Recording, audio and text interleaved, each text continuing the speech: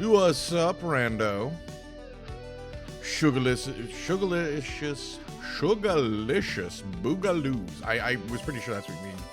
Although boolaloos is kind of fun to say too. Boolaloos. From what I understand, or no, boogaloo is okay, but there was another one that wasn't okay? Or was it I don't remember. Apparently there's some kind of connotation to boogaloo or bugaboo or something. I can't remember. I remember at some point it was problematic, but I don't remember why or what, and I didn't care enough to even worry about it. But boogaloo is fun to say. Oh, you lost me at bass fillet. I do not like bass. That sounds good, though. I just don't like river fish. Let me put it that way.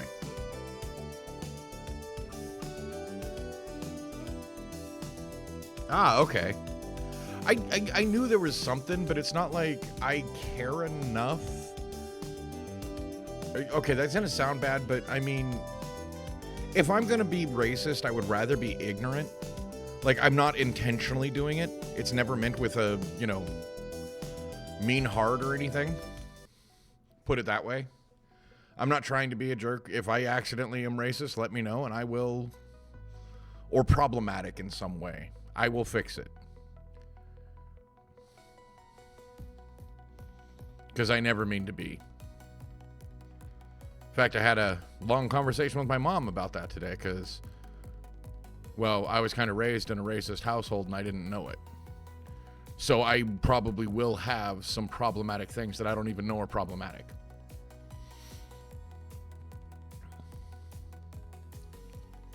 Well, exactly, and that's what I mean is that I'm not going to seek out, but I'm also not going to sit there and be all sweaty about trying to make sure I'm not going to offend anybody because I'm going to offend somebody. There's nothing I can do about it. One way or the other, you're going to offend somebody. It's just legit happens. It sucks. But what are you supposed to do about it? Are you going to sit here and freak out?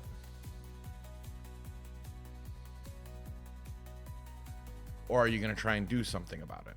If it's brought to your attention, do something about it. Like you said, room for improvement. I still remember, getting fed a riot act when I brought home a girlfriend of a different color. My dad was just, and I didn't realize how stupidly racist he was. I mean, some of the words that came out of his mouth, I am not going to repeat. Not because he said, the N slur, but he used different descriptions, and it's like, it's a person. That's who she was. It's a person. Like, seriously. That was when I realized that that's who Dad was. Even worse is that he was ignorant about it. He didn't know. Because I sat there and tried to talk to him about it.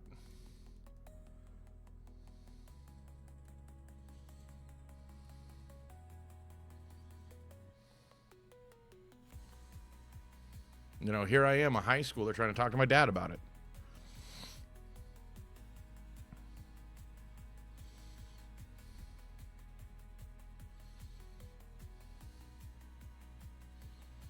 Right?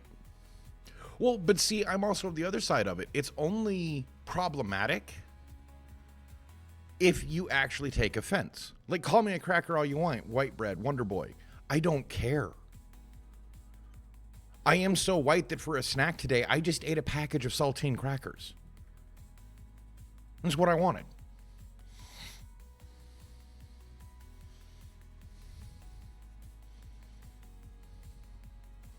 Okay, yeah, okay, those are all valid. My problem is places that call it barbecue when it's actually grilled. Like, that's not barbecue, that's a grill. Don't call it barbecue because you just slap sauce on it at the end. That's not a barbecue. It has to be cooked in the sauce. It has to be smoked in it.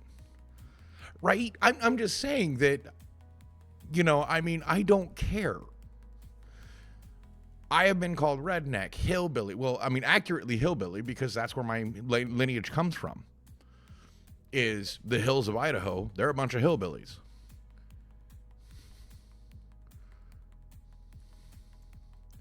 You know, I mean, I don't care.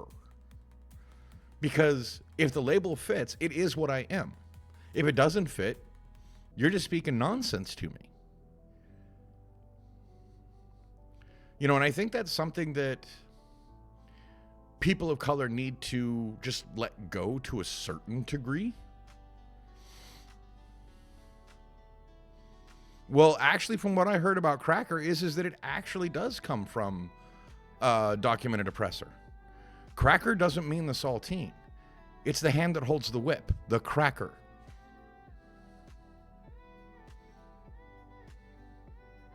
But since I was never one, why does that even offend me? And I didn't learn that about that one until I was in my 40s. Right? You know, I didn't know that's where cracker came from. I just thought they were talking about our skin color. You know, just like with white bread and Wonder Boy. You know, I mean, people make fun of things that you can't control.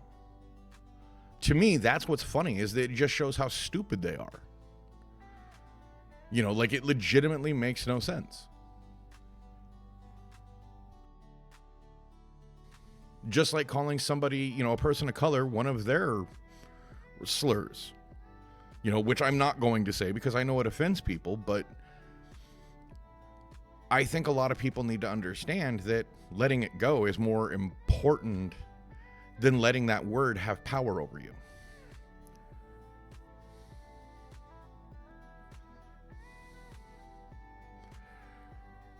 I don't know. I don't know exactly, like, maybe we called it ourselves, maybe we didn't. I'm not positive. But again, you know, my family has no history of that. Let alone nobody in living memory had any of that. You know, we were never slave owners. We were never any of this. Most of my family, you know, is from the North. So, I mean, it doesn't matter to me. You know, you're calling me something that doesn't fit. You know, I've never done anything. In fact, I've done everything I possibly can to be the best person I can be, which is to treat people like people. I don't care what color they are. I don't care anything else. I want to treat people like people. You know, if you're a jerk to me, I'm going to be a jerk back. That's pure and simple what it is.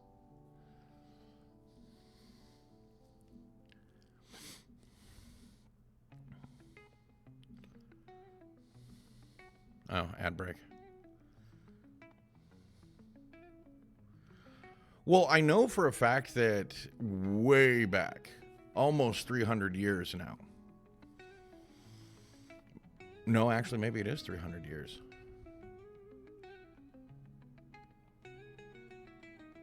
I can't remember if it was the late 1600s or early 1700s is when my dad's side of the family first got here. We were here before America was America. And the history is that we were sent over to quell some early riots or something like that. And as soon as they dropped off, we killed our commander, you know, the commander of the army, and then said, okay, you know, we'll help defend you. Like we were traitors to the crown from the beginning, you know, from before America was even declared its independence. You know, they were Irish. I think the term for them was hussars. It was Irish soldiers. My mom's side, I think, came relatively later, but they were horse walkers. So their last name was Walker. And there may be evidence that the Tennessee Walker horse came from the family's name, Walker. Now, I don't know if it's the same Walkers that I'm related to, but I know the family came down through the South, but they were always ranch hands. Yes, exactly. See, That's the other thing is a lot of people don't even realize that the average caricature of a clown, the average look, is a caricature of the Irish people. Red hair, red nose, bumbling around because they're drunk.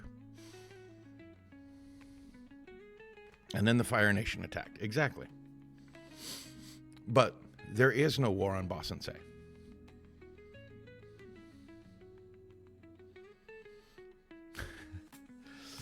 Which I don't know why, but every time I think about that, right. Which, I mean, yeah, you know, the Americans talk about how big of a deal it was and what we did. It's like, did you guys forget that we weren't even handling the A or B team? We were getting the D team because the Brits were also just fresh off or were fighting the Napoleonic Wars, give or take, and that's why we chose then, because they were weakest.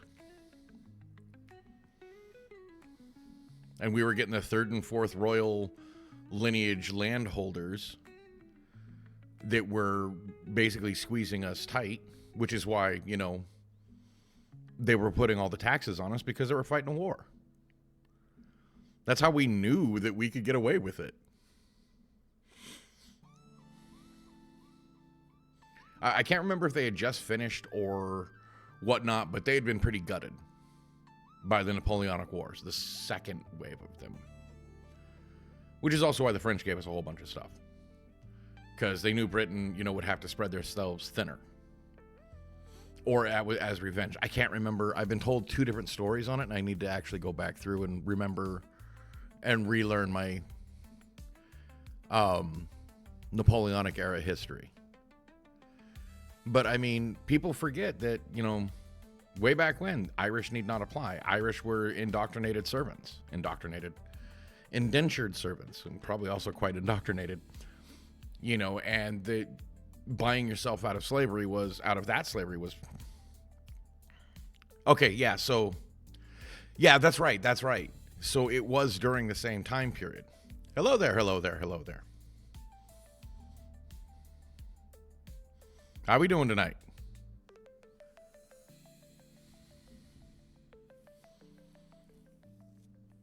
You know, so, I mean, that's why we won. Oh, doing good. But that is why the American Revolution was won, is because Napoleon was battling against the Brits. The Brits couldn't afford to send their soldiers here, the good ones anyway. You know, we always make a big deal about the American Revolution, but we forget that the history says that we were getting their F troop.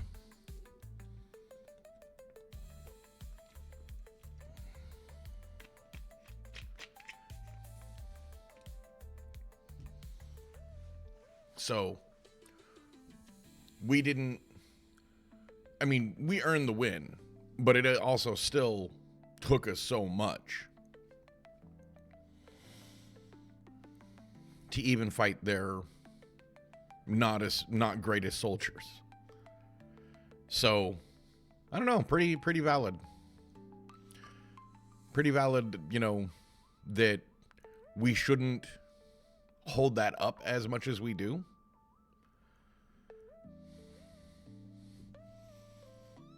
Yeah, that sounds about right. Napoleon was pretty freaking tough. When was it? I can't remember.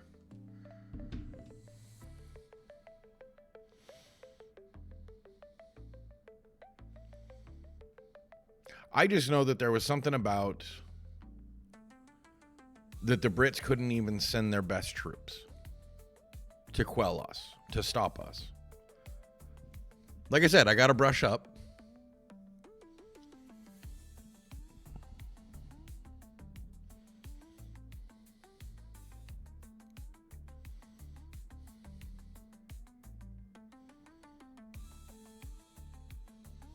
I don't know. What do you guys want to talk about tonight?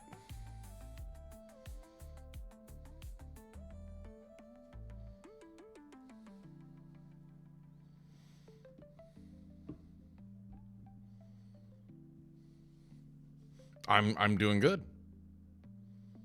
I thought I already answered that. Sorry.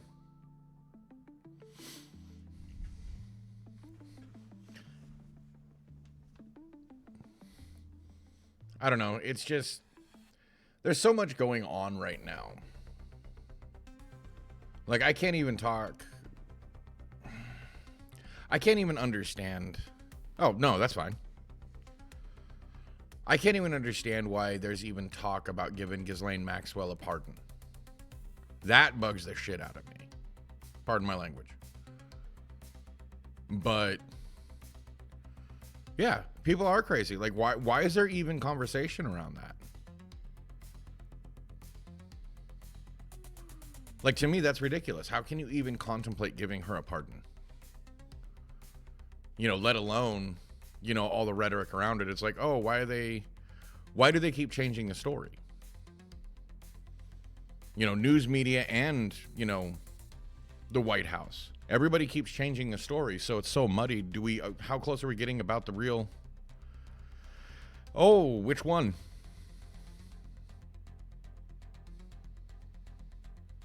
Because the first one I can think of was Lee Harvey Oswald. Ah, that one. Okay, the recent one. But yeah, Lee Harvey Oswald did the same thing. He was tired of the Americans, defected to Russia, defected back to America. Although he brought his wife with him. And then there's good evidence, that... Yeah, I'm not going to go dig into that one. There's plenty of people that dig into the JFK assassination. Oh, I almost guarantee it. Russia's been really good, like exceptionally good, at getting other people to fight their wars for them and killing them. Actually, I can explain that one to you, Ninetails. Oh, very nice. So, driveways actually used to be a long driveway. Oh, I know you were kidding. Most people are kidding when they say that, but I actually was curious why. One, driveways predate parkways, and driveways used to be long. The driveway was, on these big ranches, plantations, whatever you want to call it, farms. So it was a driveway. A parkway actually used to be a more scenic area to go around the city's park, to give you a scenic area around the outside of the city. I'm just saying. I actually, at one point looked up the history of why that is. I think it's cool that Deadlands is reprinting a 20th anniversary.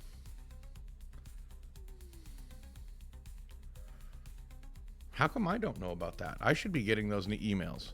Maybe I didn't dig into my emails today. No, not really. I've been busy trying to get everything prepped. Okay. Yeah. I play Savage Worlds. It's a better than GURPS GURPS. Which is a generic, basically it's a really good generic role-playing system with some really good not homebrew, but really good of their own settings.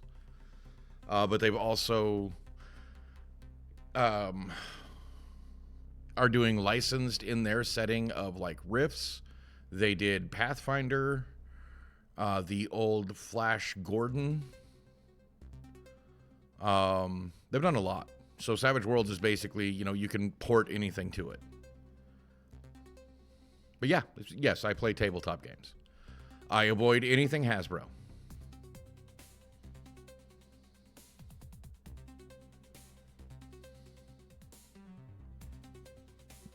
Right. I don't have the $40K to invest into Warhammer.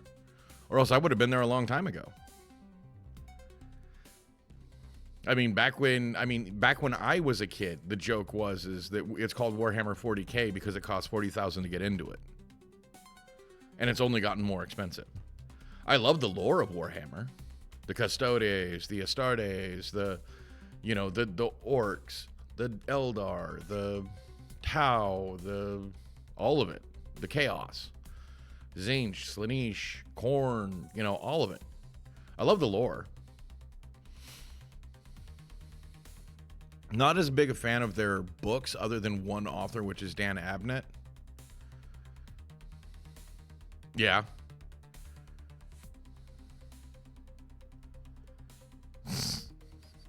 That might be fun. That might be fun to do on stream at some point.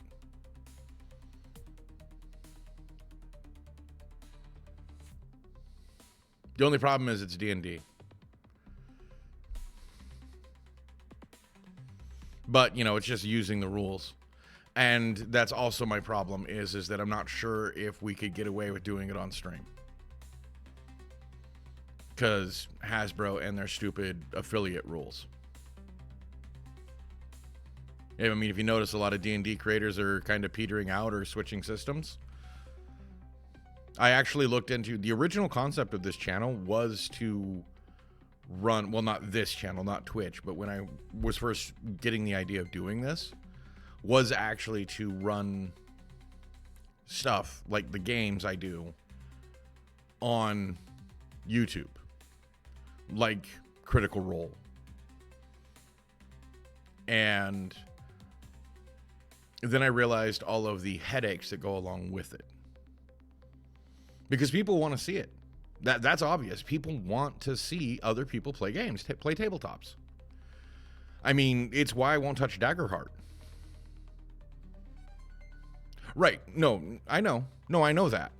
But because it's based on D&D, even though it's a homebrew, even though you did it, but you're using the D&D rules, Hasbro can go after you. That's my problem. And that's actually one of the big reasons why I really like Savage Worlds. If I was to do something through Savage Worlds, all I have to do is put their little icon on it somewhere. That's all they ask. I've actually been working on a setting of my own to actually get published through Savage Worlds. I call it Neon Samurai. It's basically based on anime. It's cyberpunk, but more anime cyberpunk. Almost got me. Nice try, though. Ghost is the only one, and my and Gooligan has managed to get me.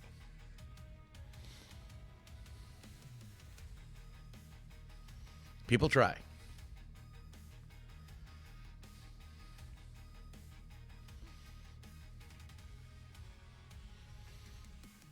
And that's literally me when I got scared in a game. Oh, I kind of got him this morning. I poked fun at him. Wait, what? I missed that.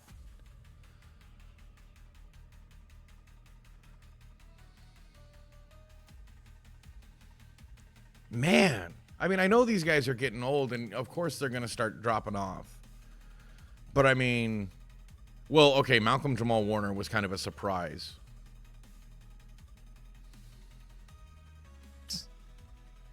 No. He's just reporting on it. He's not actually doing the deed.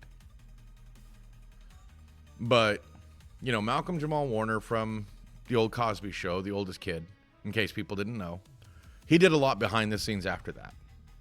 He lived off of that money. He was actually very big into, I think he was a producer. Then Ozzy. Oh, he could be. I wouldn't put it past Green Jeans.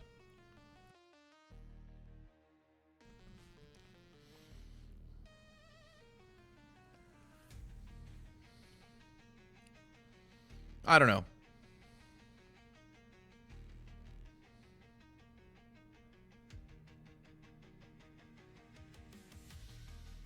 Ah. Well, I'm not going to talk about that.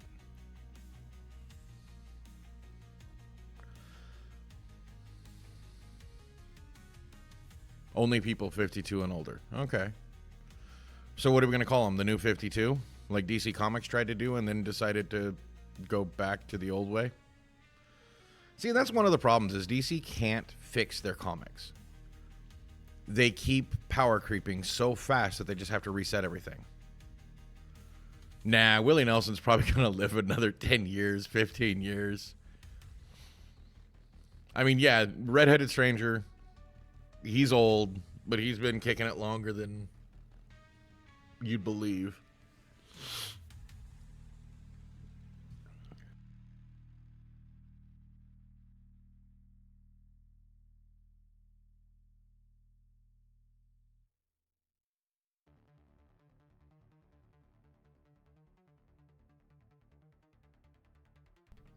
Sorry about that. Had to sneeze. And you don't want that coming down the mic. That'd be way too loud. I used to live in an apartment complex. And I would hear my neighbors say, bless you. I was inside. They were inside.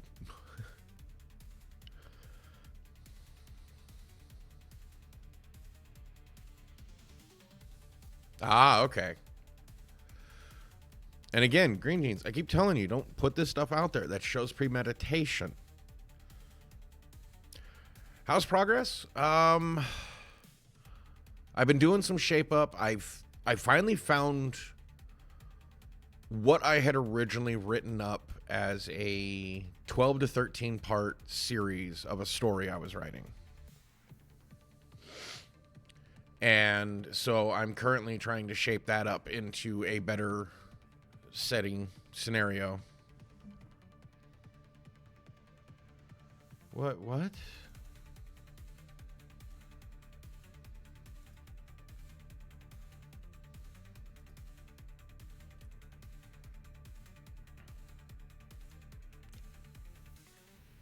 Okay, yeah, I have a limit on emojis. We've had some people spam, so sorry you didn't get to see your squids.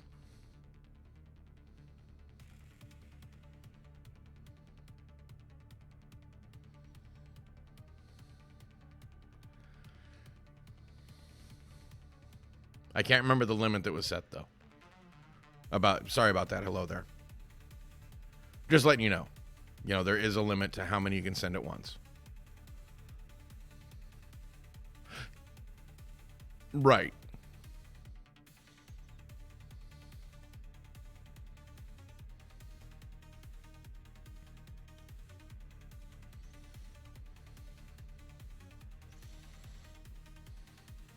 Right. I'm just letting you know, it's just something that, I think I set the limit at 8, but it could be 6. I can't remember. We just had somebody in here that used to do like 15. And I'm like, no, I'm putting a limit on that, hard limit. I just wish it wouldn't, that it would just cut off after a certain amount and still show the other ones.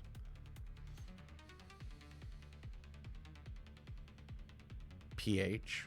Oh, don't even get me. Oh my God. Collective Shout can go eat a huge bag of hot dogs. I am so... Because apparently they're not the reason why mouthwashing was delisted. But because a text-based game talked about violence, they got it delisted.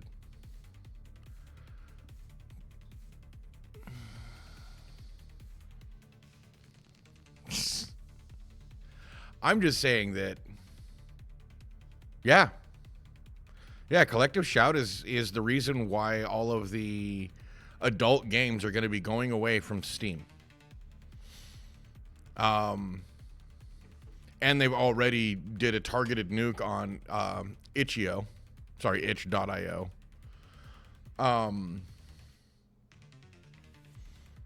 Yeah. So, I mean, there's a whole lot of, but well, no, the problem is that, evil version of Stop Killing Games. Sorry. Killing Games is bad. Not Stop Killing Games. I think that's a good thing. For some reason, I was trying to lump them together. No, I mean, I perfectly agree that Collective Shout is the evil version. The problem is that they whined, bitched, and moaned. They got a 70,000 person petition to get something taken down. And when Steam didn't respond, they went to Visa and MasterCard. 70,000 people are the only ones that bitched about it. That's not, maybe. I mean, one, Total War is in kind of a problem anyway right now. Their revenue is not where it was. I mean, mostly probably because they haven't released a new game in a while.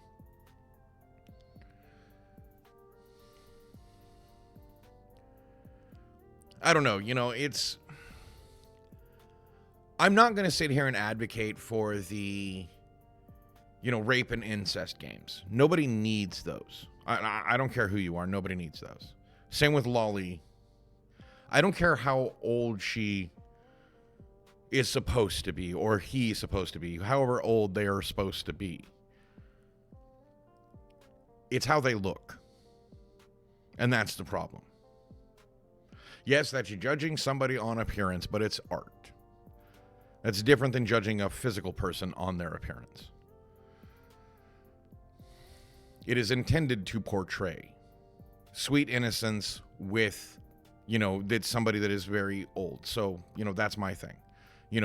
Some of those games I don't think needed to be there, but it's a slippery slope when you start banning one thing, you start censoring one thing, you start censoring a whole lot else. And with the vague rules they laid down, what was it? Final Fantasy VII wouldn't count because it depicts a guy dressing up in drag and being chased by other men. There's that whole scene. And that's Final Fantasy VII. See, hello there. The problem is they did. And that's where they thought they could control what everybody else does. Right. Well, I think it should be, illegal for a friggin' payment processor to be able to tell you what you can and can't buy. Especially when I looked it up. And, do you know how much competition they have? There's two other companies that possibly could fill the role. American Express and Discovery. We have three frickin' choices because Visa and MasterCard are the same thing now. And me personally, I think, find some way to use blockchain, not cryptocurrency, but blockchain through Steam, right?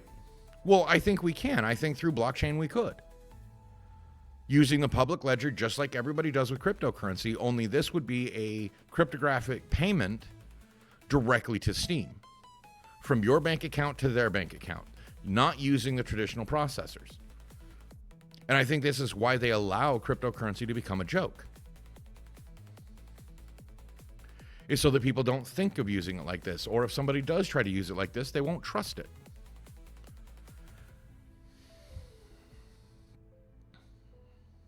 And it pisses me off. It makes me very angry.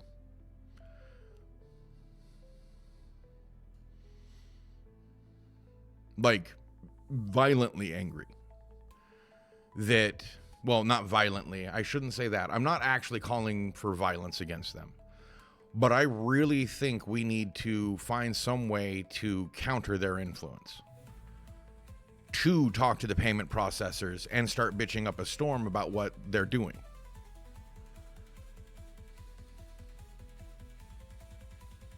Talk to Visa, look, I will find some way to get rid of you. I will make my own payment processor. I will figure out a way how to boycott you, and I will try and get Steam to join. And everybody else I possibly can. Because you don't get to decide what I buy. What's next? The slippery slope, yeah, let's go to an extreme. How soon, I used to live in Seattle, Washington. Not in Seattle, but I used to live near Seattle. And Seattle put a sugar tax and a carbonated beverage tax. So your soda that you buy for $1.25 out of the market, 12 ounces, came with a tax per ounce. I went in and grabbed 2 Red Bulls. It was $15. And it's not even the big man cans. 10 years ago. Right. All of this stuff is just kind of ridiculous. And the problem is Collective Shout is only going after video games, but if you look at their website, if you look at their campaigns, they're going after everything. Everyone. You look at their board of directors, it's a bunch of white women. I actually looked into it about 4 years ago. I really wanted to. I was thinking about either moving out to rural Japan or Australia. Unfortunately, I'm too old. You got to do it before you're 45, unless you have $100,000. Or have a degree or skill or something that they're seriously looking for.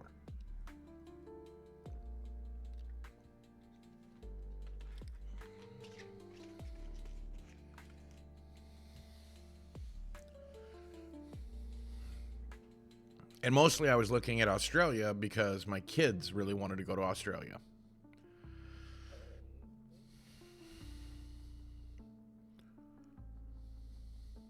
I also thought about Italy because they had really cheap land. And that was also why I was thinking about Japan, is because of really cheap land.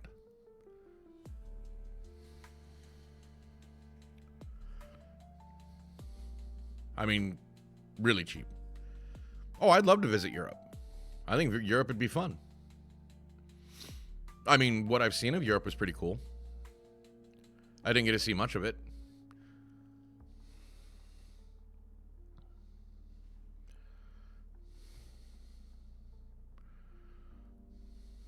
Ah, okay.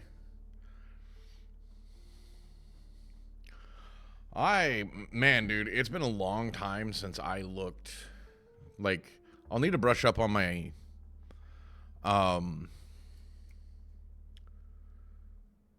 editing, because I don't want to give bad advice.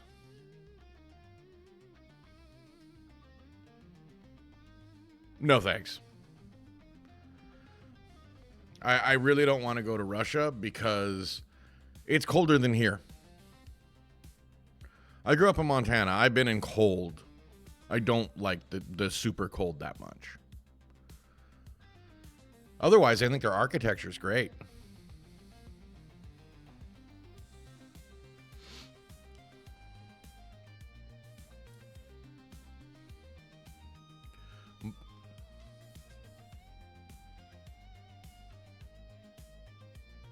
Jesus.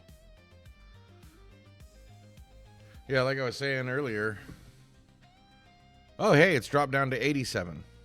But before it was like still 94 or something like that. Craft Cafe. Yeah, we're okay. Heat waves aside. Right? Well, we've been consistently, I mean, like, I think the coldest it gets at night here is 85. Like, it doesn't cool off. I mean, comparatively to the day, it does cool off. You know, it's just the fun stuff. The fun weather we're having. Oh, and tomorrow's going to be a busy day, because I'll be back on at 2. Between 2 and 4. Then I'm going to take a break until 5. Where then I'm going on with Ghost on his stream. Playing Bigfoot.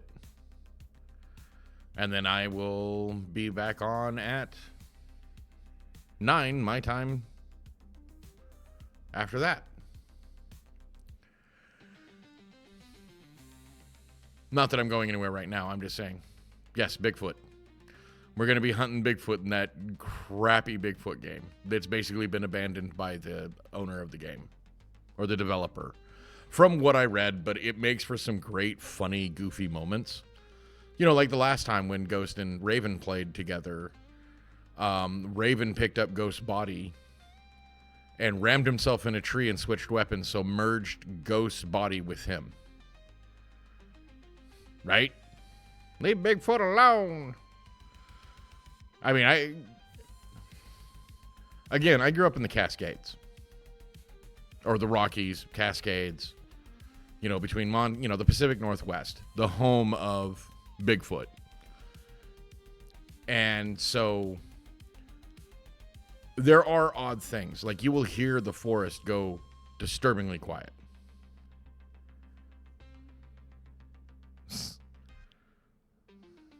right? See, that would be fun.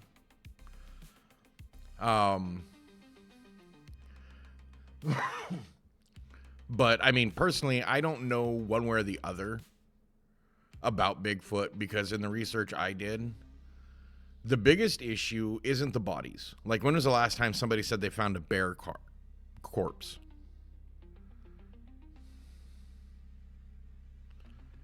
Yeah, true.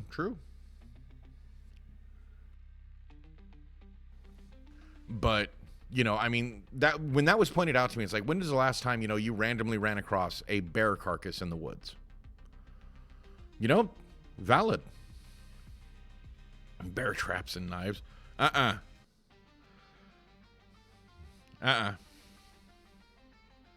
Right. I knew what you meant. But I'm not going to try and use bear traps and knives on Bigfoot. That's just death. Because, one, we don't even know if he's aggressive. He's territorial from all evidence.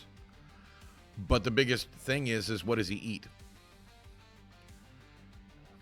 A animal the size of Bigfoot, whether a vegetarian, omnivore, or carnivore, there would be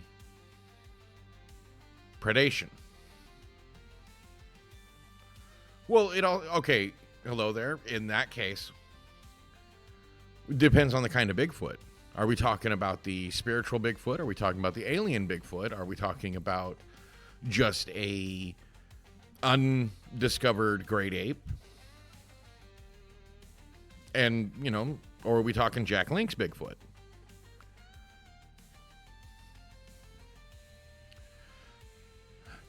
Okay, alien Bigfoot is basically, imagine that the Bigfoot, what you really think of, is actually like a ghillie suit or like a, you know, a camouflage suit that's being worn by an alien. Or are we talking dimensional Bigfoot, the one that steps in and out of our dimension? You know, portal Bigfoot. So, I mean, there's a lot of theories, competing theories about Bigfoot.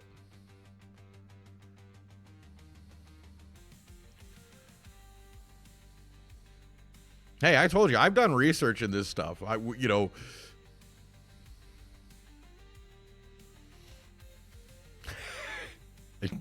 well, that's a large Bigfoot. Yes, that would be accurate, Nine Tails. But why are you swimming in the Ohio River?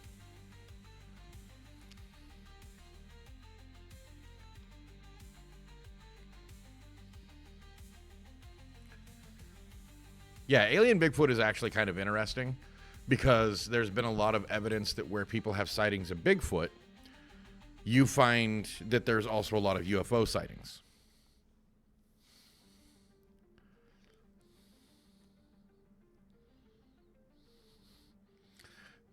Yeah, I'm sure you could probably do that, but that'd be an awful waste of those beautiful forests.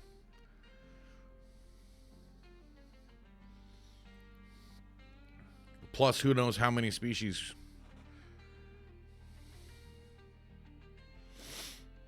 Ah, okay. You're Louisville's most popular cryptid. Got it.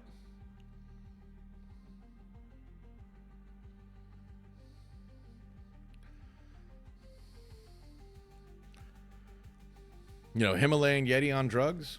Oof. Well, and that's the other thing is that, you know, how many different myths of Bigfoot are there? Or a large, you know, simian. Have I played Duck Hunt? The original NES? Yes.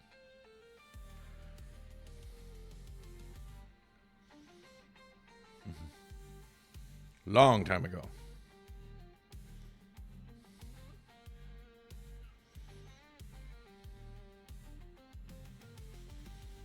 Okay, Spearfinger. That one seems vaguely familiar, like I've heard of it. Wait, there's a new Duck Hunt? Yeah, but I'm not going to play anything Nintendo for a while until they friggin' come to their senses and quit thinking that they can own... I don't... Wait, are you talking about that VR game that came out? That wasn't Duck Hunt, but was? Oh, see, I want to play that one because it's not actually affiliated with Nintendo. They changed it just enough to get away with it. But I won't be playing anything Nintendo. Nice. I knew that sounded familiar.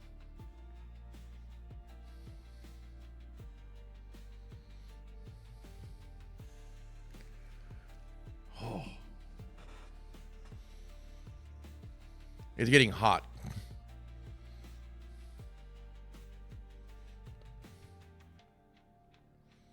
Because I have this screen up to block some echo, which blocks the airflow. So the air gets stagnant right where I'm sitting, and it's just like, man, it gets so hot in here.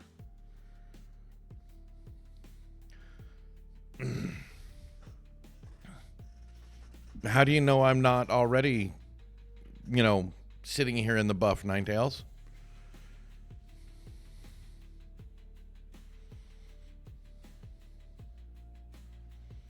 Oh. Well, hey, that might clean up some of the bodies in the Himalayas.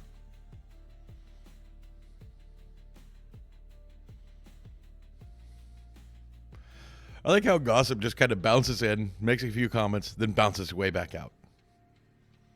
No follow-up. I do like the violent munchies, though. Nope. Because, contrary to popular opinion, this channel isn't all about me. Oh, is your dog okay? I'm sorry.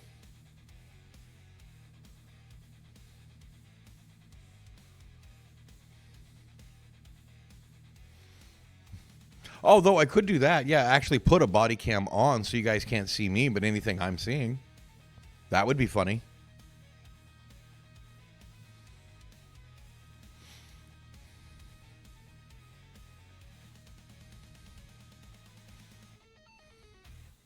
Was she just sick, or has she gotten hurt, or...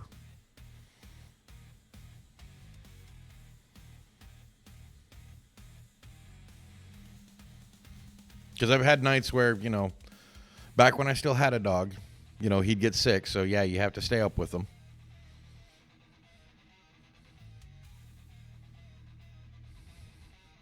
It always sucks. And people forget that animals get sick just like humans. I'm glad she's okay.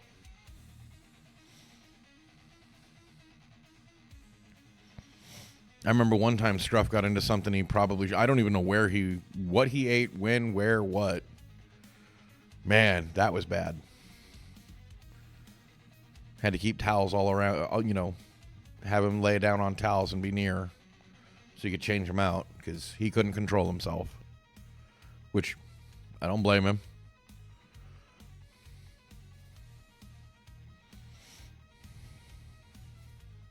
Oh, okay. Yeah, okay. Have you ever tried calming drops instead of having to do the sedate and anesthesia? There's a natural calming thing I used to use for Scruff. And that worked really well. I got it from the vet, I think, was a natural sedation thing. Okay. I was just wondering if you had tried it. That's all. Because Scruff, we just needed to take the edge off. We just needed to take that edge off so it wasn't that big of a deal.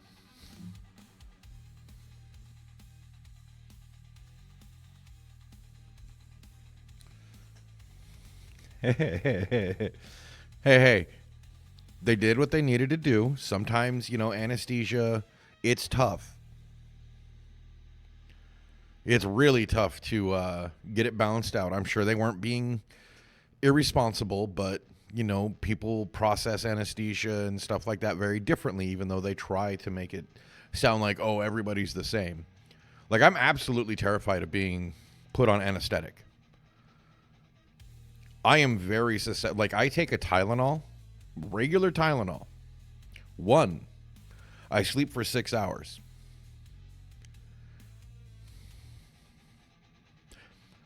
See, the vet here treated Scruff very well. I was very pleased with how they treated him.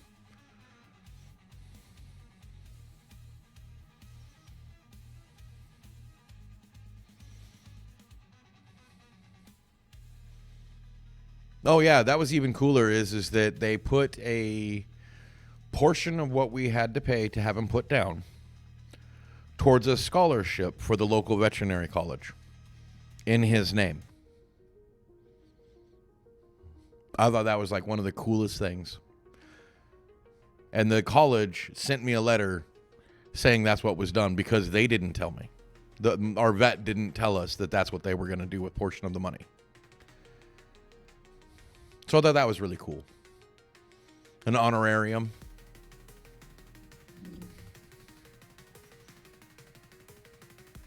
I've still got his shrine right down here by me at the end of the couch. Shrine, loose term. Just a little honor place of honor for him. Yeah.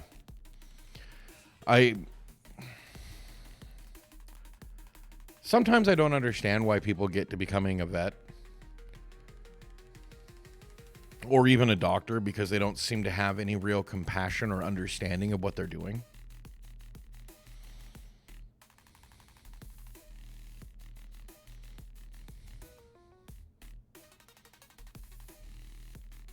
Right?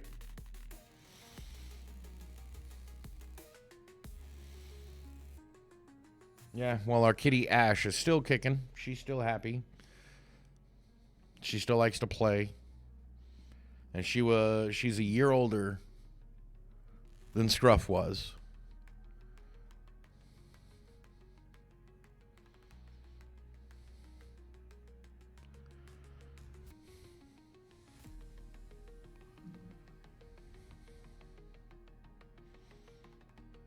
Yeah.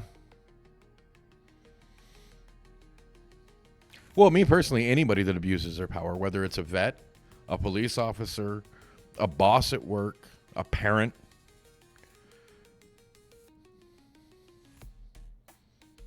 Oh, yeah. No. I mean, these are isolated cases. You know, we hear a lot about people abusing their power. No, that's good. That is a very good sign. You know, what we hear about, like with the police, like with, you know, people that abuse their power, is we don't understand how little percentage-wise that is. It only takes a few people to spoil a very small percentage to spoil the whole thing. Now, I will say that the numbers with asshole cops is getting bigger, or was. I'm not sure where it is now. But I know back in my old town back in Washington, small little town, I knew all the cops. And then as they changed out, there were more cops becoming more extremist, fanaticized, to doing their job. And that always bothered me. But that's the same way with doctors. I mean, doctors have gotten really bad. I'm not sure about vets because most of the time I run into good vets. Either that or else they're afraid to upset me with my animals, so they treat my animals very well because they see me. But I just in general don't like people that abuse power. I got enough of that with my dad. I won't take it anymore. Not from anyone. It's one of the reasons why I call myself certifiably unemployable. I can't keep my mouth shut. If somebody's doing something bad, I say something. Guess who's the first one on the chopping block?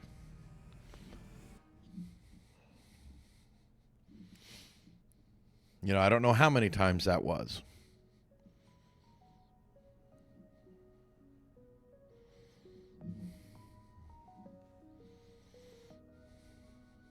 I think so. I think I would be a great boss. You wouldn't always like me, but I would be fair. I have been almost management 3 or 4 times. Because unique bosses or something actually liked the way I did things. And then...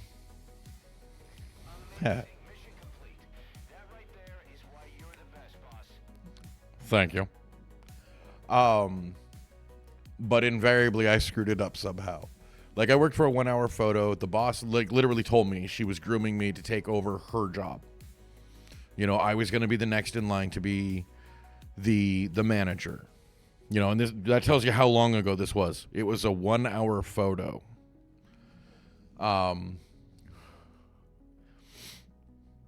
And we were inside a Target. But we didn't work for Target. We worked for, well, Qualex, but it's actually owned by Kodak.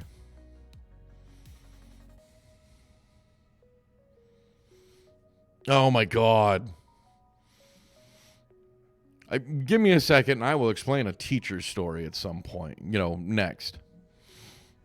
Now, yeah, it is. Very much so. But when we were, you know, we had this delicate, we were inside the Target. Well, good. I'm glad he got fired. I would have brought him up on charges, but, you know, fired is good.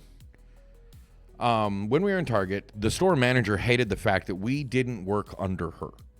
She had limited control. And I was sitting there, and I would buy magazines or a book or something from Target because I got good enough at my job that it was more than, it was, I could do your, if I had nothing ahead of you, I could do your photos in 15 minutes. From developing to printed in 15 minutes.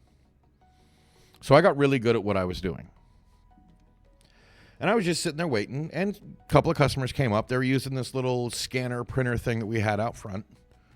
You know, and I asked them, I greeted them, talked to them, stuff like that. You know, I did my job. They told me they didn't need any help. And I'm like, okay, well, I'm going to be right here. Let me know if you need anything. And I just went back to flipping through a magazine that I bought from Target. The store manager came around the corner, saw me doing that, yelled at me in front of customers. I sat there and took it because it was in front of customers. I didn't fire back. You know, as soon as she left, you know, all well and good. The customer said, you know you don't have to take that. I just looked, I'm aware. And I waited until they were done, sent them on their way. Then I put out my little sign that I'm going to take a break. I called the store manager and asked her to meet me. Oh, wait for it. Hello there. I asked her to come back. I needed to talk to her. You know, and I asked if we could go to somewhere private. You know, we went off the floor into a side room. And I basically told her, it's like, look, if you have a problem with me, go through my manager. Because what you did was absolutely inappropriate. You do not yell at somebody, even your own employees, in front of customers. My customers said I don't have to take that. And and that's all I have to say. Don't talk to me again. Unless I am specifically doing something very wrong. She went on her way. Next day I was fired. Because what I didn't know is that particular Target manager was sleeping with my regional manager. My boss cried when she had to fire me. She thought I was going to be pissed. She didn't realize that I already knew I was fired. As soon as I made that choice to bark at her, I knew I was gone.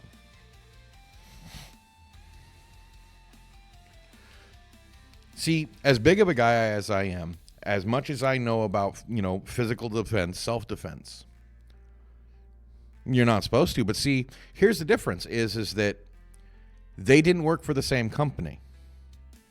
Even though their interests would clash, it wasn't her direct boss. She was sleeping with my regional manager. No. Okay. This wasn't sleeping around to get ahead and work. No. But she used her undue influence on my regional manager to get me fired. Because she worked for Target. He still worked for Qualex, which is owned by Kodak. He was the regional manager of... The problem with communism is that it forgets to account for human nature. Just the same as socialism. Oh, yeah. I mean, yeah, she had undue influence. I will give you that. But I mean, she didn't like sleep her way to her position. I'm just saying in defense. It's like, look, I don't think she was that kind of person. I just think she used undue influence she had to affect my livelihood.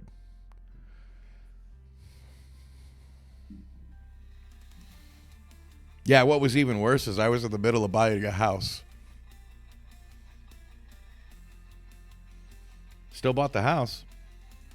And again, I'll tell you, if you're ever putting $500 down on a house, don't do it. You can't afford the loan. I don't care what you're doing.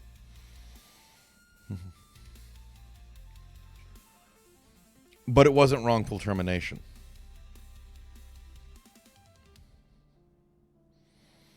Remember, it's okay for your boss to talk down to you. It is not okay for you to talk down to your boss. You actually sign paperwork when you get hired. It's in the employee handbook. That's called insubordination.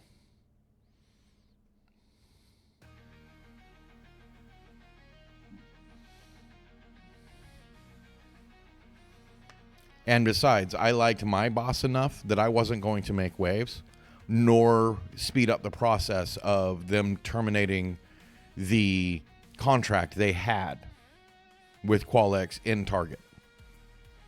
I mean, within 5 years, it was gone anyway, so it's not like the job was worth fighting for.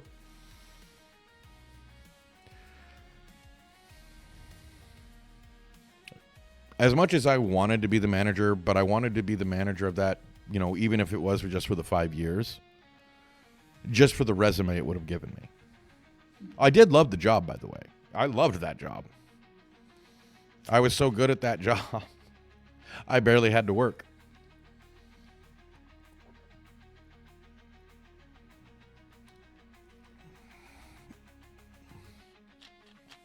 Which was another reason why that manager wanted me to go.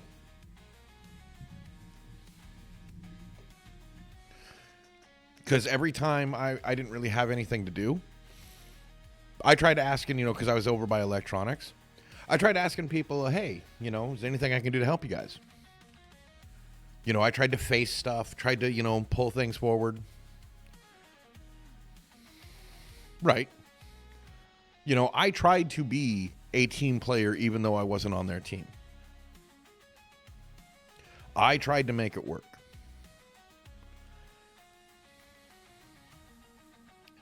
But because they didn't want to work with me, that's their problem. Yeah, I always went above and beyond. Or always tried to. You know, because I just get bored. I'm good at my job. Whatever that job may be, I try to do my best. You know, and I think that's the biggest problem. That is my biggest problem in what I do. I threaten the people above me because I try to be the best I can be at the job. Not better than anybody else. I only compete with myself. You know, I mean, I could sit here and look at how bad my numbers are. I mean, I only have 5 viewers right now. I only have 31 followers. I only have 9 subscribers. I haven't even been doing this for, I think this is like a full 3 months. That's it. I think I'm doing pretty damn good. Especially since I don't really advertise my channel. I don't have a Twitter. I don't have an Instagram. I don't have really any other social media but YouTube. Well, and, you know, the Discord. You know, that, you know, I piggyback off of Raven's Discord.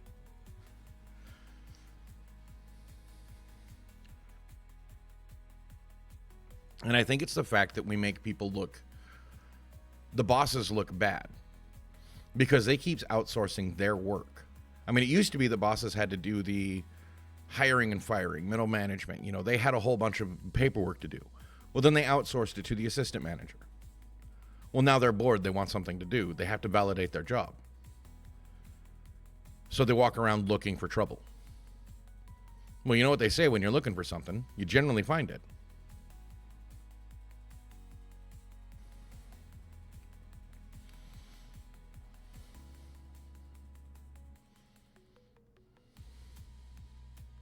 Well, yeah, I mean, do companies appreciate what you do? No. They always assume that you're trying to screw the company. Yeah, don't even get me started on the assistant to the assistant to the assistant. You know, we put so many layers in work that the only way to get out from underneath of them is to add a whole new layer and just, basically set up a union for everybody. Me personally, we need some nationally recognized union for every job. Everything. I don't care what it is. From Twitch streamer to all the way to CEOs. There needs to be employment contracts. There needs to be a whole bunch of stuff in place. And the power of collective fighting for your rights on both sides. The corporates can fight against you if you're a lazy ass SOB that needs to be gone. And you can fight against corporations if they're being undue, like what they did with Rando, and fire him for a bullshit reason. Because of outdated friggin' bullshit.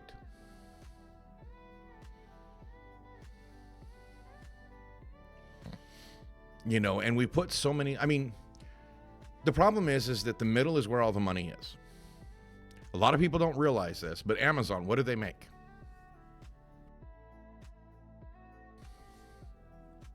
What products do Amazon make?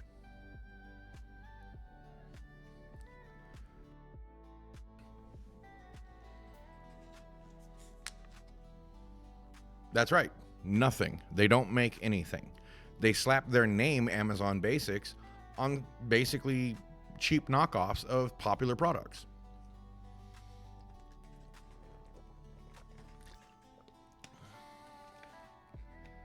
Amazon is a distributor. They're not a maker of anything.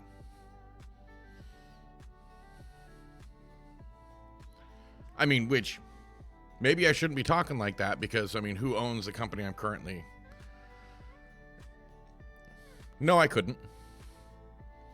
If I started gaining any kind of political power, I would be assassinated long before anybody's ever heard of me. Because I'd piss off too many people. That's pure and simple. I wouldn't shirk the responsibility. I do my best.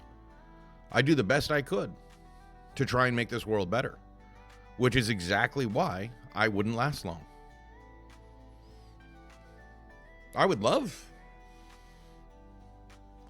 say I would love to be in that kind of position, but I'm tired of watching people who don't know what to do with it. That placate too many people. That destroy too many lives just to better themselves. We don't think about when enough is enough. We have no, what I call the sufficiency doctrine. You don't have to have everything. Just be sufficient for your needs. I'm not talking austerity. I'm not talking, minimalism. I'm talking, be comfortable in your house, whether that's an apartment, whether that's your own home, and be able to take a 2-week vacation a year. Everybody needs that. Sufficient for your needs.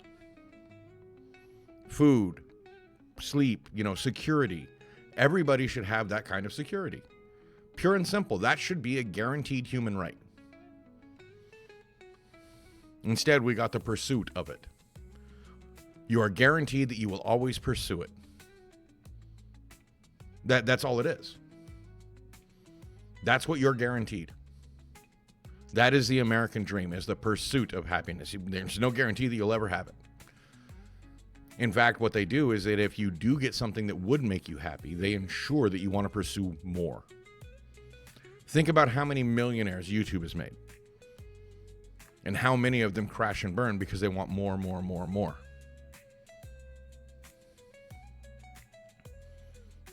Yeah.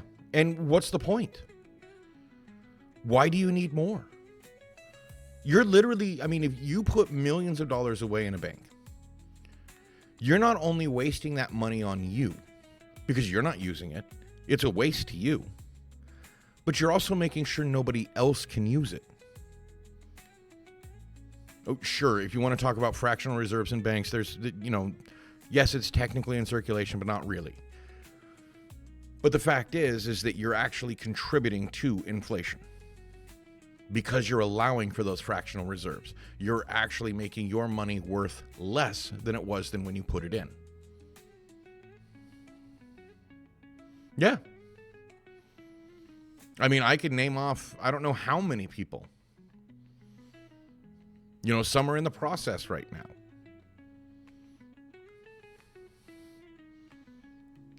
And a lot of people don't understand how wealth even works. Elon Musk, he's worth this much. Actually, he's worth about 10%. Because if he were to try and get the actual liquid wealth, actual cash in hand, he would walk away with 10% of what he has now. Because if he were to sell all of his shares in Twitter, they'd be worth 10% because he would be dumping them on the market. Same with Tesla, same with SpaceX. He would dilute the market because he's dumping everything he has because he has that much control over those companies. That he would make them worth so much less that he'd walk away with 10% of what he has, which is still a lot of money. But it would crash his specific markets. It would actually harm so many people if he were to even try. No one person should have that kind of power. No one person should have that much wealth and power that if they decided to throw it away, that they would destroy thousands upon thousands of lives. Do you wonder why, I would advocate for anybody that makes over a certain amount of money, which I haven't calculated, I don't know, that basically the more money you make over this certain amount, you just don't make any more money. Taxes take the rest because it's useless to you. And sure, the government might waste it too, but the government's going to waste it back into the economy. They're not going to be locking it behind closed doors. That's the difference. Sure, that means there's a lot of corruption. But again, if somebody makes a money over the certain amount, that corruption's useless anyway. Literally.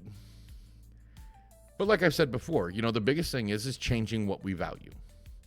We value that which is rare, not that which is useful. Gold, very limited in its use, but we value it above carbon. Carbon, absolutely universal in its use. Yet we make it one of the biggest evils. The smarter way is to make it valuable, so people start hoarding it. They start pulling it out of the environment. Guess what? Suddenly you've reversed, climate change. In fact, we might have to tell people to put some more carbon back into the environment so that things work the proper way.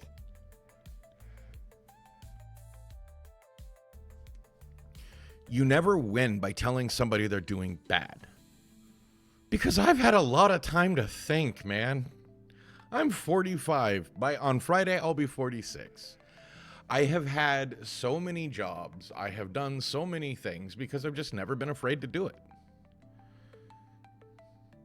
If that's the difference between me and anybody else, is that I'm not afraid to lose. I'm not afraid to look like an idiot. I know that I'm not 100%. I'm not always going to be right.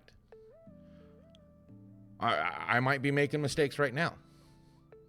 But I'm open to that. I don't have to look good for anybody. I have nobody to impress. I've got everybody that I need to impress. I've been married for so long, I don't need to worry about, impressing anybody. I don't care. I mean, that doesn't mean I'm just going to make a fool to be a fool. But I'm willing to own it if I'm wrong. And all I do is sit here and think and speculate. And it just hit me one day that, carbon is one of the most useful items we ever we've ever had. And it's one of the most abundant.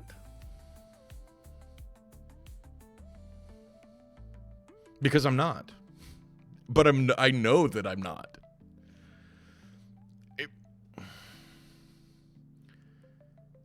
I left home at 18. I drove in my car and I lived on the streets. I've seen the worst of humanity and I've seen the best. I've met the rich, I've met the poor. I've shook hands with Chuck Norris.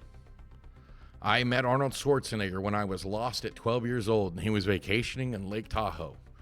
He drove me to where my parents were because I wandered off and got lost. Shoot, man. I just had the perfect balance of idiocy and self-possession. The other thing is that I had a brother that was 8 years older than me that incessantly picked on me, tortured. I mean, he tied me in a sack and beat the crap out of me like I was a punching bag. Like literally hung me from the rafters. Hung me on the wall and used me as a dartboard.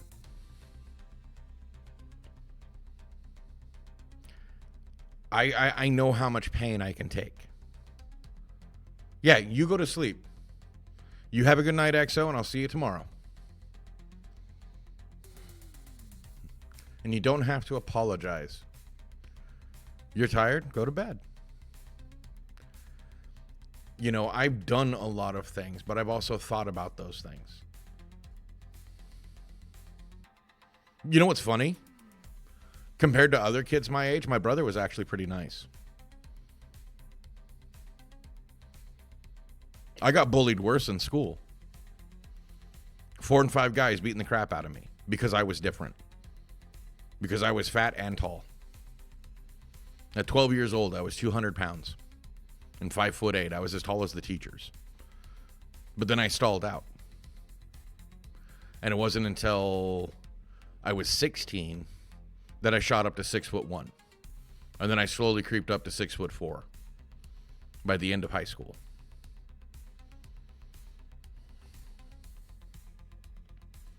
You know, so everybody suddenly was taller than me or caught up with me. But I was still 200 and some odd pounds. You want to know why my brother was so cruel? Why my brother? Because my dad was cruel to him. He had to take it out on somebody. I can either choose to resent that and be mad at him, or have a bit of empathy and understand that he was a teenager. He didn't know any better. He didn't know why he was feeling what he was feeling. He knew he was angry and he needed to take it out on somebody.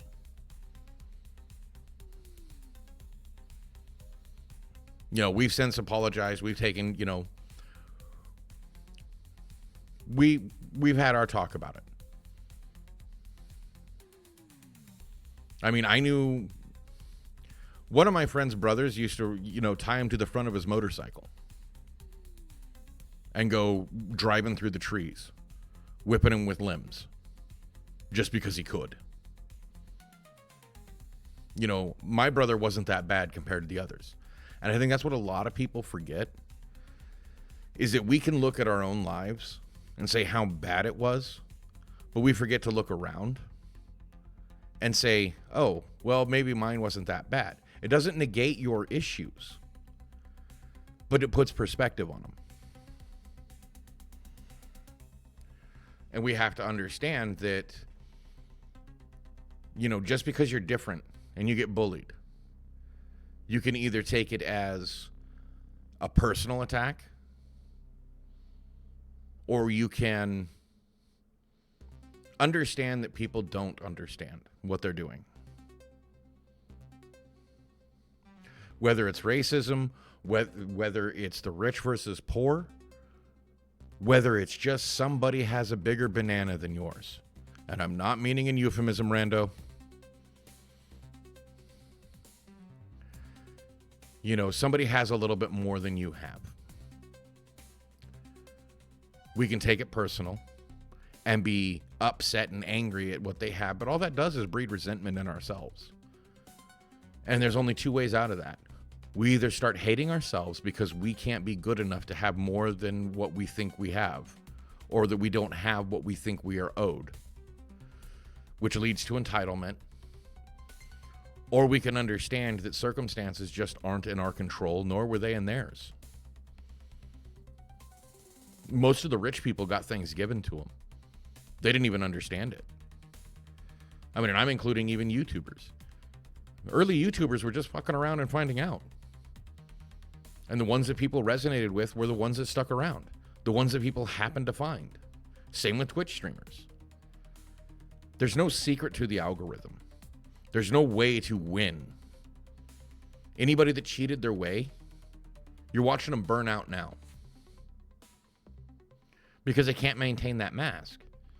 I don't put on a mask when I'm here. If you met me in person and you talk to me, I'm the same person there as I am here. This is me. I'm not putting on a mask. It's why I don't use a cam. Because it's not about me.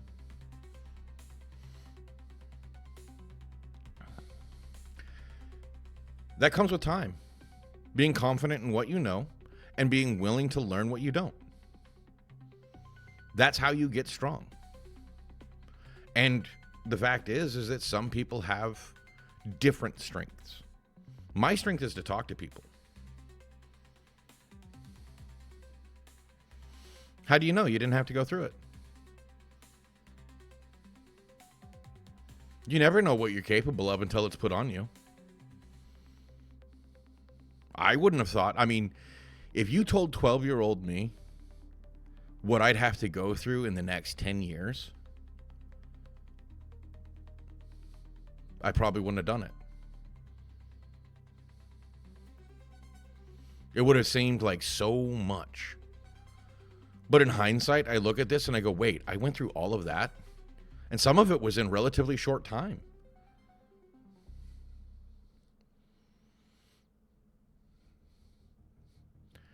You don't know what you're capable of. You can't let anybody else tell you what you're capable of. You know, people say, oh, you couldn't handle that. How do they know? You don't know. I wouldn't have known. I mean, to be perfectly honest, I wouldn't have known what I was capable of unless it got thrown on me. I mean, I got lost for 2 days in a foreign country. My ship left without me. I didn't know what to do. But I made it back to my ship. And I continued my job. As dumb as it all was, it was because I was drunk. I never made that mistake again. And that's how you become stronger. You learn what mistake you made, not the one people tell you you made. What actually got you into that problem? People will tell you all sorts of things. Oh, it wasn't your fault. It was, you got in a car accident because that person T-boned you. Or did you get in a car accident because, that you could have stopped? Hey, what's up, Infinite? How to find your own internal strength, I guess, is really what we're talking about. How to take what life gives you and understand that you have it or you don't. If you don't have what it takes to handle what you got, walk away from it. I didn't have what it took to keep my house. I could have let that destroy me, but no, I just walked away from it and let them take it back. I lived out of a car for a while again.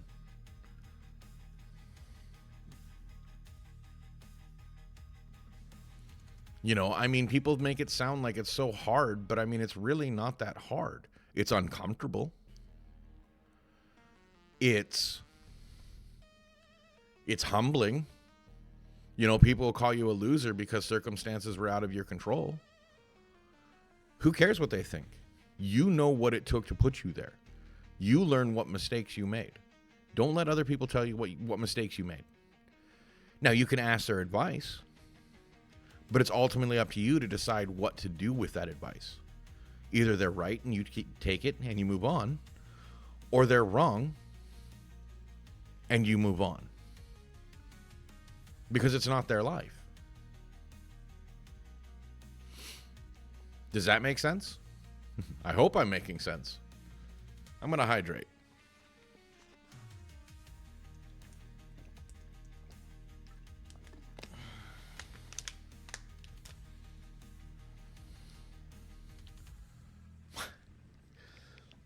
Well, maybe not facts, but just what I went through and how I did it.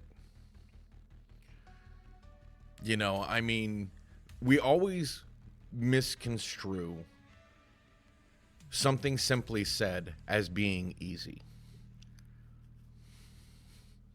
Yeah, there you go. That's because they're not really that smart. It's not boundless when you know your limits. When you pushed yourself to the limits. I mean, maybe I haven't found my limits yet. I don't know. I just you just keep putting one foot in front of the other. If you overthink it, you're going to freeze up. You do what's right at the time with the information available. In hindsight, it might look like a mistake. That you did something wrong. But only if you had that information at the time. Hindsight's always easy to see. You know where you went wrong. But when you're in that situation, you only have so many choices to make. And you make the best one at the time that is available and in front of you. Yeah, exactly. Depends on what's needed. I mean, that's the other thing is also, do you know how you get so wise, as you put it? Shut up every once in a while and listen to people. Listen to their stories. But Green Jeans is not wrong. I learned most of this sitting in a Denny's booth. Sitting in a Denny's booth off of I-5 and watching people come and go. Listening to their stories. What brought them where they were. You know, figuring out what I would do in their situation. Playing mind games with myself. You know, take things seriously in the moment. When you're doing a thought experiment. Or words are the most powerful things. You can kill a person, but not the idea. As many a dictator has found. Ideas last much longer than the person's life. That is very true. I'm not a big fan of tea, but if it's all I got, it's all I got.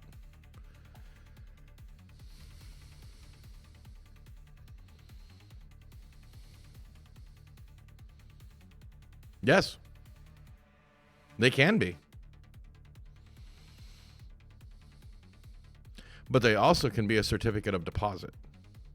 Also a COD. They can be the cause and the redeeming. Yeah. That's why they're so powerful.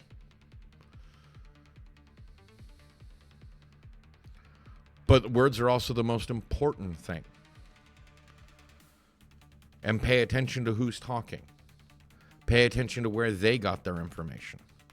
Pay attention to what do they gain by saying what they say to you. Not me anymore.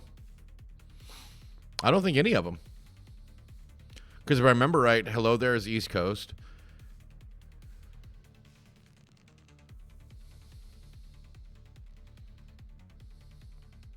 The lack of words can kill too.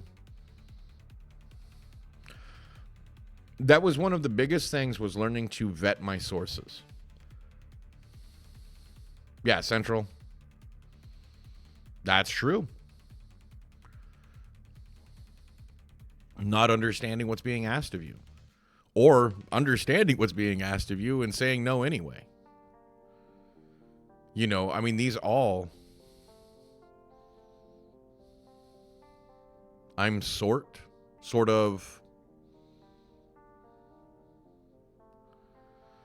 Oh, I'm sorry. Yes, I am sorry as well.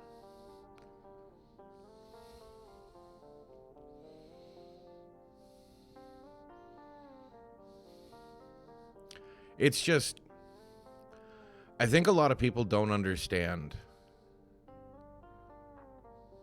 What? 8.8? Yeah, I figured that out. That.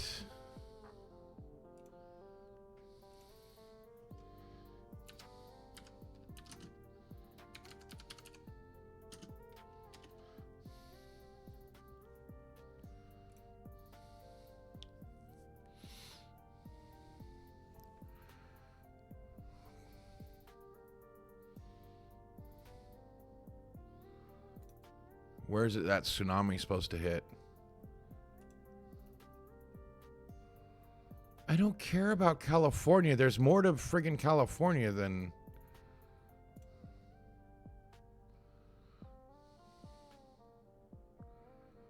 Oh my God. Sorry, I have family still back there.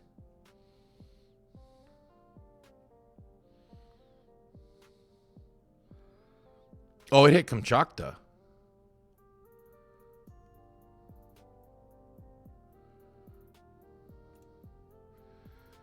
Can you show me a map of who needs to be worried? Do I need to call my kid?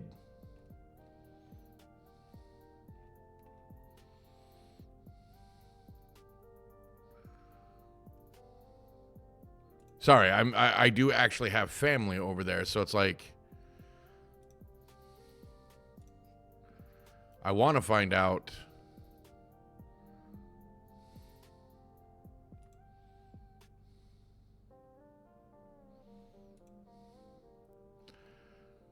You know, if the...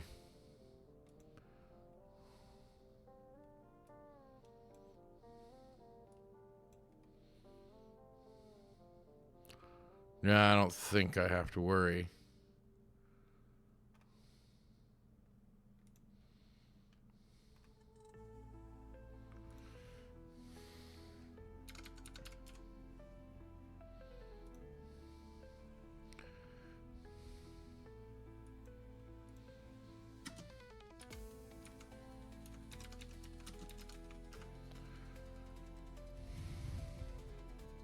It's always going to hell. It always comes back, too. See, and that's the thing that most people forget, is that it always happens, and then it comes back.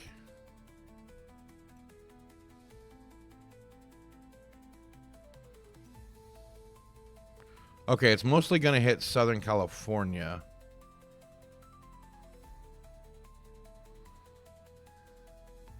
No, and the rest.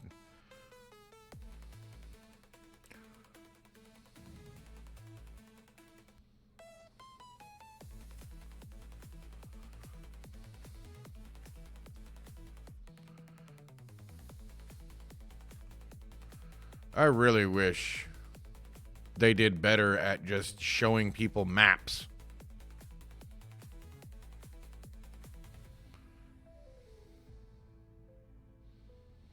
Right? Because Southern California, I mean, it's pasting the whole side. Right. Well, an 8.8 ain't nothing to...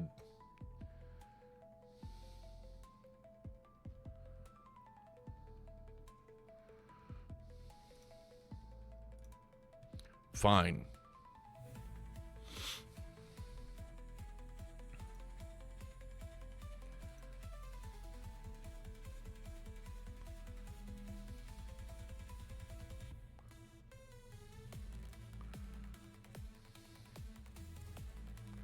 Oh, damn.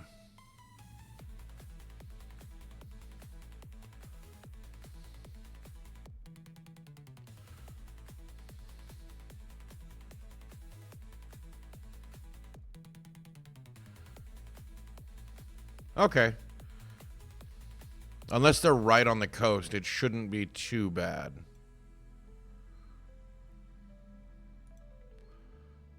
I had to use the AI to get right.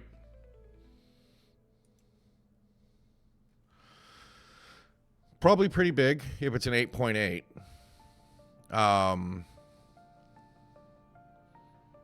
Which, I mean, you got to figure in, what, the last 15, 20 years, that's the second 8 or above earthquake to hit the Pacific Rim. And the Pacific Rim can't handle too many more impacts like that because it's highly volatile to begin with. I was just worried about the oldest if I needed to worry about contacting them.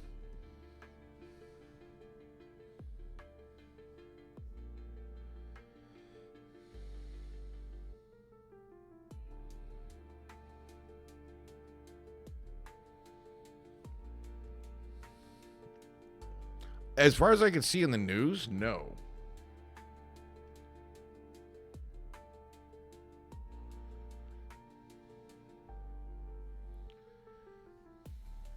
Like, people aren't saying one way or the other.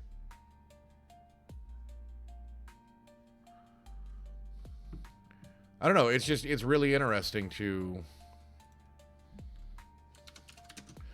try and figure this out. I shouldn't call it interesting.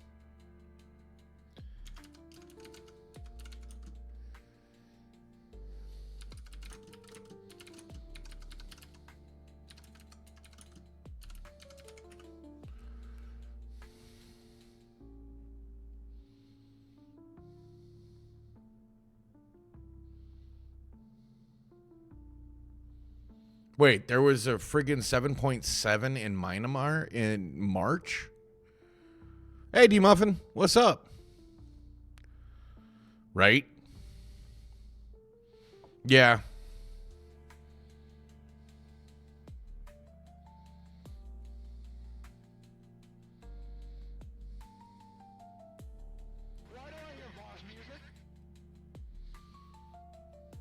Because it's that time of year again.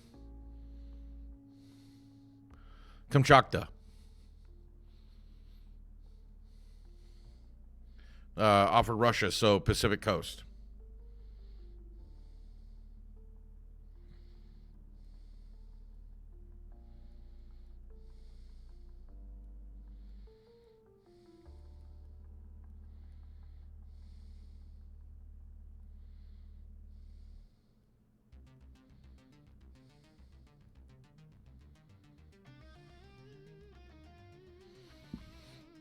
Right? So far, there have been no listed casualties from it, but also the tsunamis haven't really hit yet.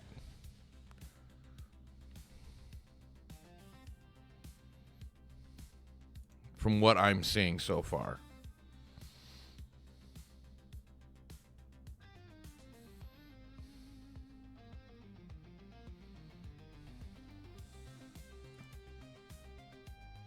And I'm getting conflicting reports on the magnitude.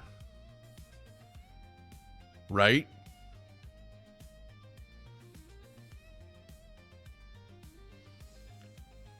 Yeah, that is not accurate at all, but it kind of is. But correlation does not equal causation. Because now it's saying 7.3.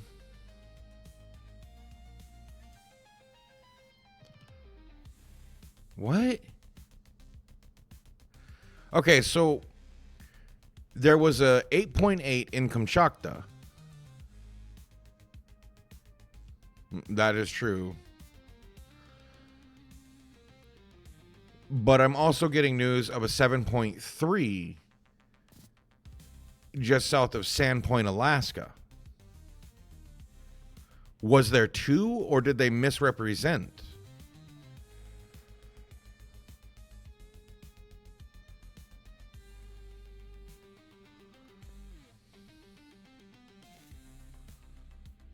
Or no, that was July 17th.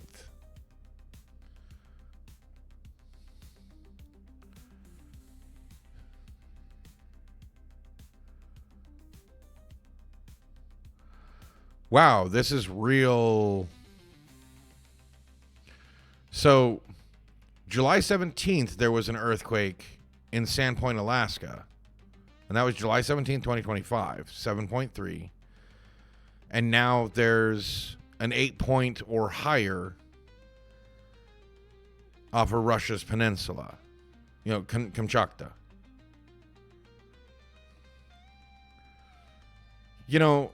This gets really baffling. Yeah, what?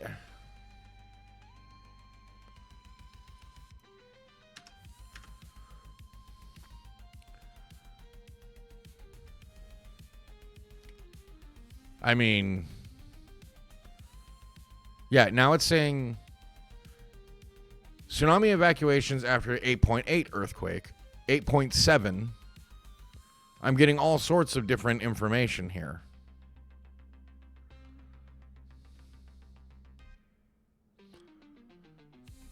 And these are all within, yeah, I want to view the full coverage. Thanks, Google. So what I've got so far is NOAA is offering alerts.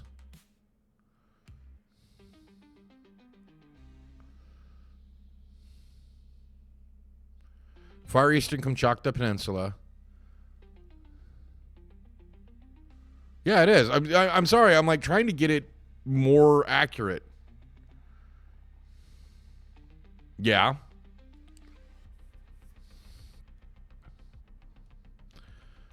Well, and my kid's on the Pacific coast, which it says they're, and I'm trying to see.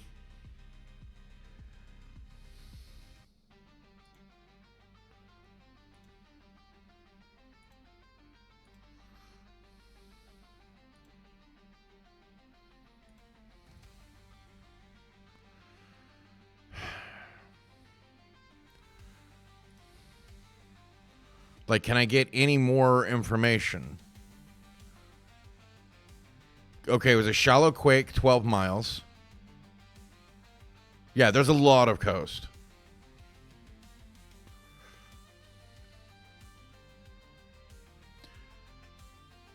"78 miles east-southeast of Petropavlovsk, Kamchatsky, Russia.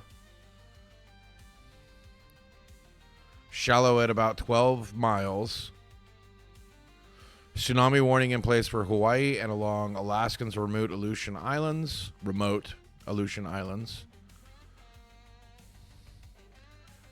But lesser waves across. Okay, so the northern.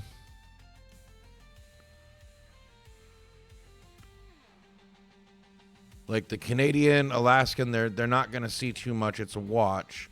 Whereas all up and down the coast, it's a warning or an advisory, but not necessarily. We don't know how powerful it is. Okay.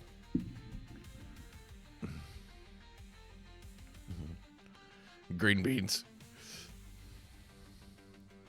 I mean, it is under a tsunami watch. The West Coast is. But I'm thinking it's not going to be that powerful given how far away it has to go.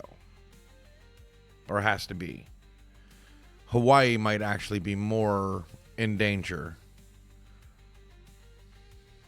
from what I'm seeing.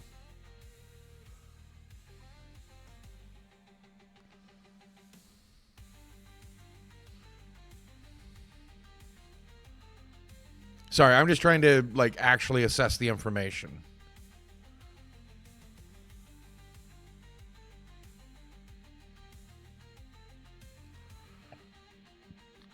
And I think they're mostly, they're.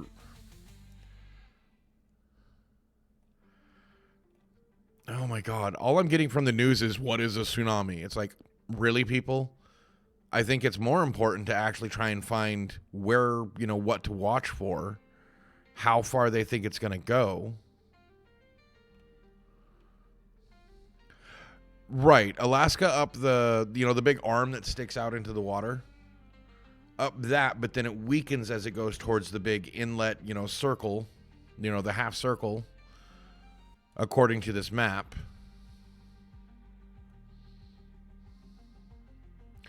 Tsunami's not expected to be catastrophic in the Americas. Tsunami warnings are still in force across Japan. Tsunami waves could reach up to 3 meters high in Japan.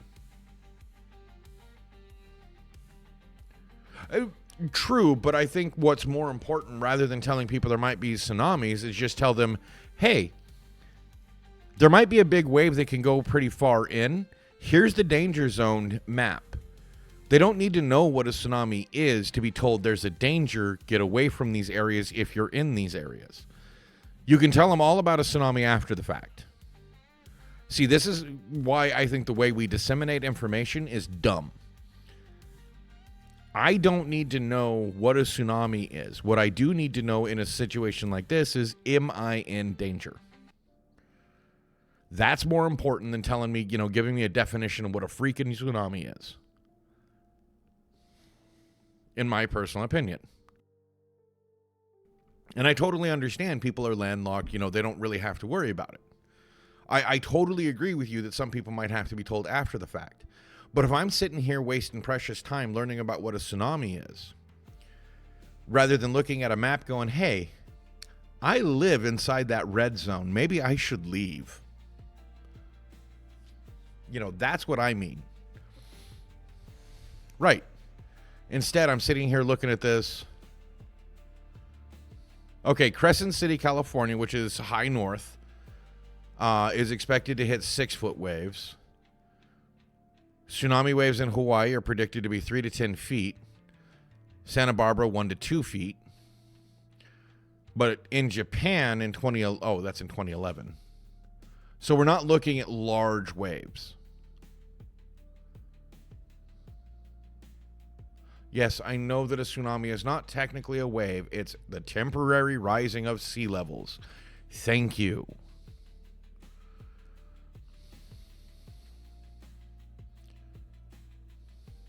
So it's not really that big of a deal.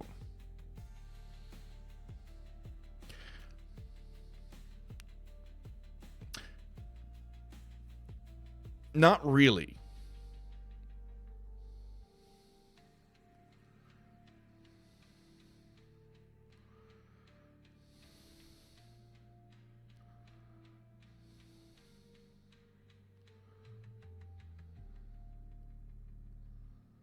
Okay, strong currents and dangerous waves of California, Oregon, and Washington. If you know anybody in Hawaii and South and Southeast Alaska is the problem. Well, a wave is technically a combination of continental action, continental shelf, and wind action, whereas a tsunami is created from the ripples from the earthquake. Like that movement, it's actually causing a temporary rise of sea level because it's being pushed up. It's a different structure to wave because a normal wave will have that undertow suction, whereas the temporary rise of sea level is where basically the tsunami sucks all the water out of the coast so it can create its energy and drop down, creating a final wave. Yes, exactly.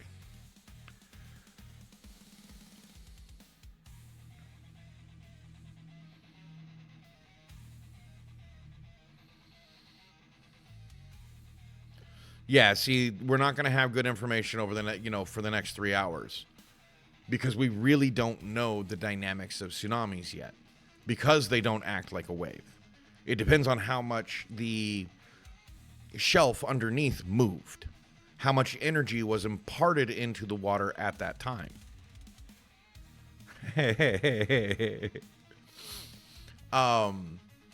So, I mean, it's the amount of energy brought into it. Which is why I do say that there is a technical definition difference between tsunamis and waves. Waves only have so much power they can give because it's a combination, of tidal effects, wind effects, continental shelf. Whereas a tsunami, if that earthquake imparted enough energy into it, we also don't know how much energy is going to be wasted in the distance. Because fluid dynamics can actually increase the energy depending on how the waves are acting themselves, they might actually impart more energy to the tsunami over the long haul. So that's why, interior coastal of Alaska may not get that much, but Hawaii might get, completely inundated with 10 to 12 foot waves. But luckily, it's not going to be that powerful. We're not talking like 42 feet. We're not talking huge amounts, I guess. Which is good. It's still not great. Rather not have to deal with it at all. But at least it's good. Not many people. And luckily, Kamchatka's peninsula isn't heavily populated. So there's not a whole lot of people there. While there still is people that live there, it's got a real low density. Population density. So there's not going to be that many people that could be affected by the physical earthquake. Luckily. From everything that I was reading, Sorry I was so quiet there for a second, but I wanted to get as much good information as I could before I started talking out my ass.